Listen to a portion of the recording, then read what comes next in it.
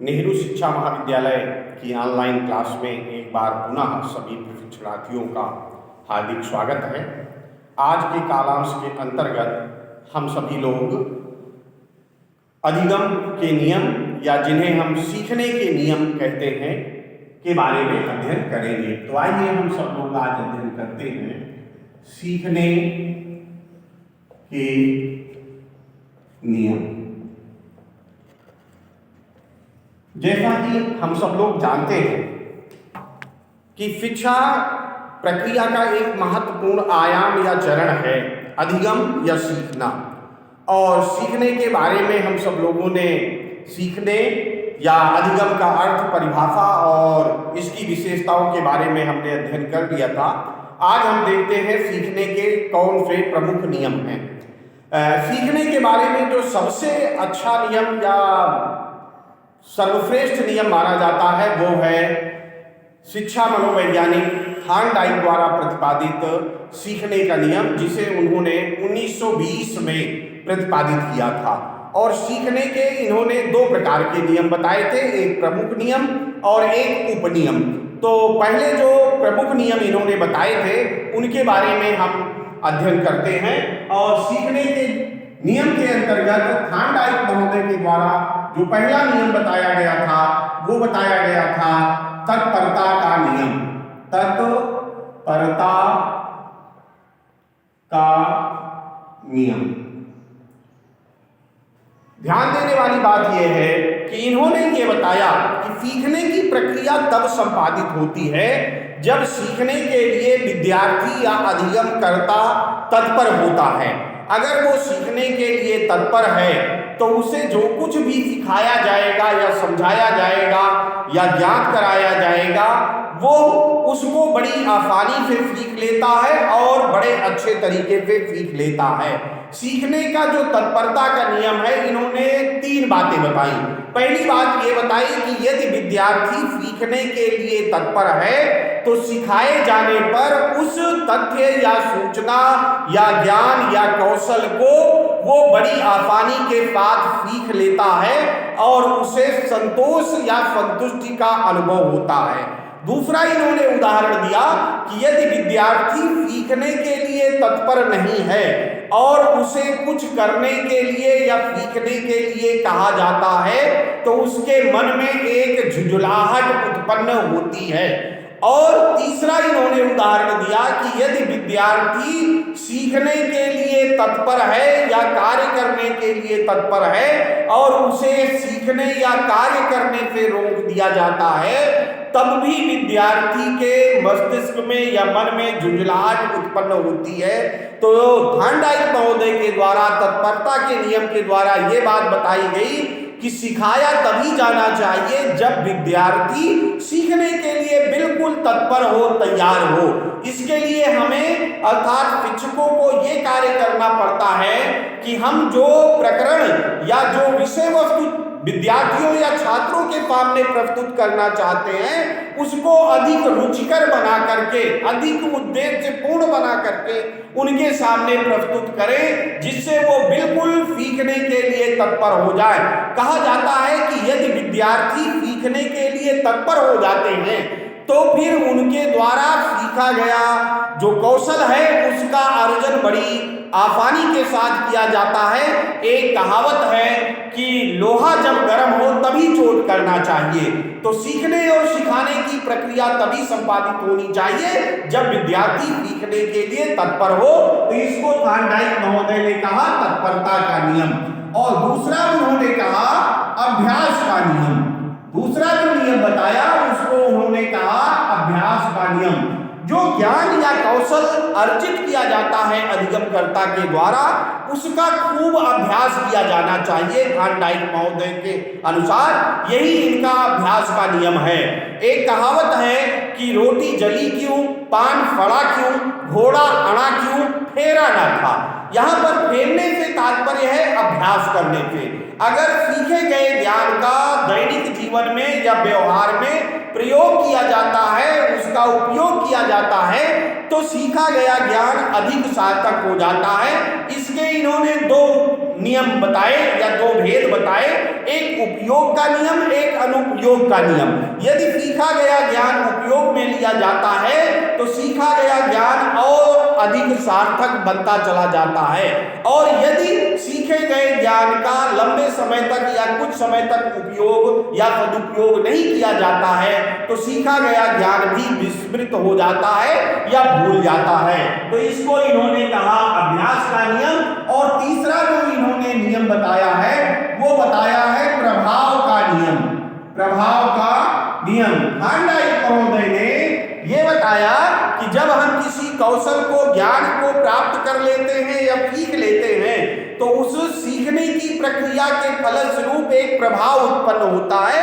यदि सीखा गया ज्ञान हमारी दैनिक जीवन की समस्याओं का समाधान करने में सहायक होता है तो उससे हमें संतुष्टि या संतोष या पुनर्बलन की प्राप्ति होती है, और प्रभाव यदि सुखदायक है, अच्छा है, उत्तम परिणाम देने वाला है तो सीखा गया ज्ञान जो है वो और अधिक मजबूत होता है, पुष्ट होता है। आगे चल करके थार्डइक महोदय के द्वारा जो 1920 में सीखने के नियमों का प्रतिपादन किया गया था, इसमें एक 1930 में संशोधन किया गया और प्रभाव के नियम में इन्होंने कहा कि पुरस्कार और दंड दो प्रकार की प्रक्रियाएं प्रभाव के नियम द्वारा उत्पन्न होती हैं।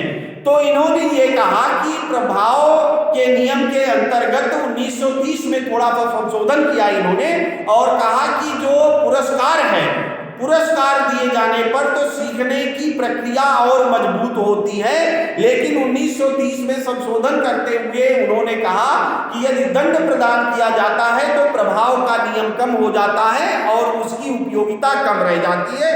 इस प्रकार से इन्होंने अपने प्रभाव के नियम में 1930 में थोड़ा सा संशोधन कर दिया और अब वो आंशिक रूप से ही सत्य है। तो तीन इन्होंने प्रमुख नियम बताए या ये सीखने के मुख्य नियम हैं। ये क्या है?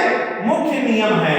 और इसके अलावा इन्होंने 5 और नियम बताए जिनको हम कह सकते हैं उपनियम, और जिसमें उपनियम के अंतर्गत हम देख सकते हैं या उपनियम के अंतर्गत हम देखते हैं, उपनियमों में इन्होंने बताया, चौथे नंबर पर इसको लेंगे हम या इसी क्रम में आगे बढ़ते रहेंगे। तो इन्होंने बताया बहु अनुक्रिया का नियम, बहु अनुक्रिया का नियम, बहु अनुक्रिया का नियम। इसके अंतर्गत थार्डइक महोदय के द्वारा यह बताया गया कि सीखने की प्रक्रिया में अधिगमकर्ता या विद्यार्थी या सीखने वाले व्यक्ति के द्वारा बहुत सारी अनुक्रियाएं की जाती हैं। की जा रही अनुक्रियाओं में बहुत सारी अनुक्रियाएं गलत होती हैं, लेकिन एकाएक कोई अनुक्रिया सही हो जाती है और अधिगमकर्ता के द्वारा तत्काल उस सही अनुक्रिया को अपने व्यवहार का अस्थायी अंग बना लिया जाता है, जिसके द्वारा सीखने की प्रक्रिया संपन्न होती है। तो उसको इन्होंने क्या कहा? बहु अनुक्रिया का नियम। अर्थात बहुत सी अनुक्रियाओं के द्वारा सीखने की प्रक्रिया संपन्न होती है, सारी अनुक्रियाएं सही नहीं होती, लेकिन उनमें जो सही अनुक्रिया होती है उसको अधिगमकर्ता द्वारा तत्काल पहचान लिया जाता है और अपने व्यवहार में परिवर्तन ला लिया जाता है। फिर इसके बाद 5वें नंबर पर हम कह सकते हैं मनोवृत्ति का नियम। मनोवृत्ति का नियम, इसमें थार्डइक महोदय कहते हैं कि अधिगमकर्ता या सीखने वाली की जो अभिवृत्ति है, मनोवृत्ति है, वो सीखने पर प्रभाव डालती है। सीखी गई विषय वस्तु या सीखा जा रहा क्षेत्र यदि उसकी मनोवृत्ति अभिवृत्ति के अनुरूप है तो सीखने की प्रक्रिया ज्यादा सार्थक हो जाती है, ज्यादा स्पष्ट हो जाती है, ज्यादा सुबोध हो जाती है, क्योंकि मनोवृत्ति के अनुकूल होने पर विषय वस्तु या सीखा जा रहा ज्ञान हम ज्यादा अच्छे तरीके से सीखते हैं। कुछ चीजों को हम पसंद करते हैं, कुछ चीजों के प्रति हमारी सकारात्मक अभिवृत्ति होती है या मनोवृत्ति होती है। तो जिन क्षेत्रों की तरफ अधिगमकर्ता या सीखने वाले की मनोवृत्ति जो है वो सकारात्मक होती है, उस क्षेत्रों में सीखने की स्थिति या मात्रा या दर बड़ी प्रासंगिक होती है, बड़ी सरल होती है और अधिक सीखा जाता है। फिर आगे चल करके अगला उपनियम ये बताते हैं तत्व प्रबलता का नियम। तत्व प्रबलता का नियम, इनके द्वारा अगले नियम के बारे में कहा जा रहा है कि सीखने की प्रक्रिया में कई सारे तत्व होते हैं और उन तत्वों में अधिगम परिवर्तनकर्ता कुछ सही तत्वों को या जो प्रबल तत्व होते हैं उनको जितनी ज्यादा अच्छे तरीके से उनकी पहचान कर लेता है या सुसंगत तत्वों को पहचान करके अपनी सीखने की प्रक्रिया को आगे बढ़ाता है, सीखने की प्रक्रिया उतने ही अच्छे ढंग से संपादित होती है। और फिर आगे चल करके ये कहते हैं सादृश्यता, सादृश्यता या अनुरूपता का नियम। इन्होंने कहा कि एक जगह पर सीखा गया ज्ञान यदि दूसरे विषय में, उदाहरण के लिए इन्होंने कहा कि जैसे गणित विषय का ज्ञान सीखा गया या गणित विषय में जो कौशल प्राप्त किया गया है, जिस अधिगम को प्राप्त किया गया है, वो भौतिक विज्ञान को सीखने में सहायक हो सकता है या होता है। तो गणित विषय में यदि विद्यार्थी के द्वारा कुछ सीख लिया गया है तो भौतिक विज्ञान पढ़ने में उसे सहायता प्राप्त होती है। इसी को इन्होंने कहा सादृश्यता या अनुरूपता का नियम। दूसरा उदाहरण दिया जा सकता है कि हिंदी भाषा को सीख लेने पर संस्कृत भाषा या संस्कृत भाषा को सीख लेने पर हिंदी भाषा को सीखना जो है वो बहुत कुछ आसान हो जाता है। और फिर अगला नियम इनके द्वारा बताया गया, और अगला नियम बताया गया साहचर्य अस्थानांतरण का नियम। अंतिम नियम थॉर्नडाइक महोदय के द्वारा बताया गया। क्या बताया गया? साहचर्य अस्थानांतरण का नियम कि जो कुछ भी सीखा जाता है अधिगम करता या सीखने वाले विद्यार्थी के द्वारा दूसरी परिस्थिति में या पहले जो इन अनुक्रियाओं को सही ढंग से संपादित करना सीख लिया गया है, दूसरी परिस्थिति में भी उन अनुक्रियाओं से लाभ उठाया जाता है या पहले सीखे गए ज्ञान का दूसरी परिस्थिति में भी यदि साहचर्य परिवर्तन कर लिया जाता है या उसके अनुसार अपने अनुभवों में लाभ उठाते हुए अधिगम की प्रक्रिया को आगे बढ़ाया जाता है। और जिसको इन्होंने अपने शब्दों में कहा साहचर्य अस्थानांतरण का नियम कि दोनों परिस्थितियों में या दोनों अनुक्रियाओं में जो साहचर्य स्थापित किया जाता है या सीखे गए ज्ञान का स्थानांतरण कर लिया जाता है और इसी तरह से हमारी अधिगम की प्रक्रिया आगे बढ़ती रहती है। तो थॉर्नडाइक महोदय के द्वारा 3 तो प्रमुख नियम या मुख्य नियम बताए गए। पहला नियम है तत्परता का नियम, और दूसरा नियम है अभ्यास का नियम, तीसरा है प्रभाव का नियम। इसके अतिरिक्त इन्होंने 5 उप नियम बताए और 5 उप नियमों में से जो पहला उप नियम है वो है बहुअनुक्रिया का नियम, दूसरा है मनोवृत्ति का नियम, तीसरा है तत्व प्रबलता का नियम, चौथा है सादृश्यता या अनुरूपता का नियम और 5वां है साहचर्य अस्थानांतरण का नियम।